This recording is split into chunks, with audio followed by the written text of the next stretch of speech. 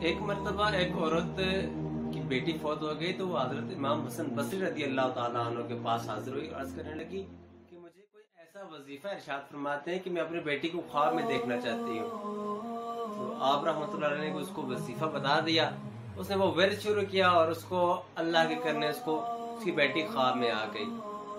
जब उसने बेटी को ख्वाब में देखा तो उसने देखा कि उसको जहन्नम के तरकोल में लिपटी हुई है और उसके हाथों में हथकड़ियां और पाँव में आग की बेड़ियां डाली हुई है। ये देख के मंजर घबरा उठी और भागी भागी इमाम हसन बसरी के पास आई और अर्ज करने लगी, या हजरत मैंने इस हालत में देखे अपनी बेटी को, आप बड़े मगमूम हुए, बड़े परेशान हुए। कुछ ही अरसा गुजरा था तो उसके बाद आपने देखा कि एक लड़की है और वो जन्नत के महल्लात के अंदर घूम रही है और उसके सर के ऊपर ताज है। वो लड़की किन लगी है इमाम हसन बसरी, आप मुझे जानते हैं मैं कौन हूँ? कहने लगी मैं वो उस औरत की बेटी हूँ जिसने आके मेरी हालत आपसे बयान की थी। आपने पूछा आपकी जिंदगी में ऐसा निकला, आप पहले जहन्नम के आजाब के अंदर मुब्तला थी, अभी तो जन्नत की बुलंद तरीन महल्लात में कैसे पहुंची?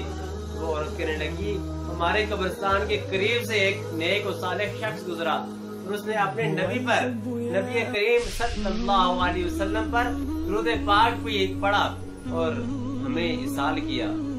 अल्लाह पाक ने उस दुरूद पाक की बरकत से हमारे इस कब्रिस्तान से 500 कब्र वालों से आजाद